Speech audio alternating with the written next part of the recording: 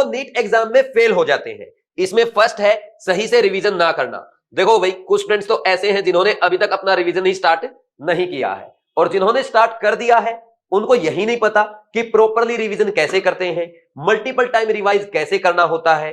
Because वो topper के interview में ये तो सुन लेते हैं कि जब तक आप केमिस्ट्री और बायो की एनसीईआरटी को 15 से 20 टाइम रिवाइज नहीं करेंगे तब तक आप टॉप में रैंक नहीं ला पाएंगे। ये बात बिल्कुल सही है। जब तक आप कॉन्सेप्ट को बार बार नहीं पढ़ेंगे नीट एग्जाम में अच्छा स्कोर नहीं कर पाएंगे। बिकॉज नीट एग्जाम स्पीड और एक्यूरेसी का एग्जाम है। नीट में आपको 180 मिनट में 180 क्वेश्चंस करने होते हैं, यानी आपको एक क्वेश्चन के लिए अप्रोक्स 1 मिनट मिलता है, और उसमें आपको ओएमआर भी फिलअप करनी होती है। इसलिए अगर आपकी स्पीड और एक्यूरेसी अच्छी नहीं होगी तो सही से आप एग्जाम अटेम्प्ट नहीं कर पाएंगे, अच्छा स्कोर नहीं कर पाएंगे। अब आप अपनी स्पीड और एक्यूरेसी को कैसे बढ़ा सकते हैं? उसका एक ही मेथड है कि कॉन्सेप्ट आपके टिप्स पे होने चाहिए। और कॉन्सेप्ट आपके टिप्स पे कब होंगे?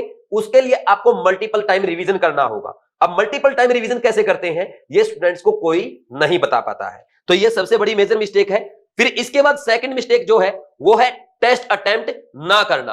कुछ स्टूडेंट्स तो ऐसे हैं जो प्रेजेंट टाइम पे टेस्ट अटेम्प्ट नहीं कर रहे, या जो टेस्ट अटेम्प्ट कर रहे हैं उनको ये नहीं पता कि टेस्ट अटेम्प्ट करने का प्रॉपर मेथड क्या होता है, और इसी कारण से उनका मॉक टेस्ट पूरा अटेम्प्ट नहीं हो पाता, या वो टेस्ट में मिस्टेक कर देते हैं। हर बार कुछ ना कुछ सिली मिस्टेक हो ही जाता है, और उनका फिर एग्जाम में जब स्कोर कम आता है तो कॉन्फिडेंस कम होता है, और घर वाले भी बोलने लगते हैं, मम्मी पापा बोलते हैं, बेटा जब आप यहाँ पे कोचिंग के टेस्ट में मॉक टेस्ट में अच्छा स्कोर नहीं कर पा रहे हो तो नीट एग्जाम में इतने स्टूडेंट्स में कैसे आप रैंक लाओगे?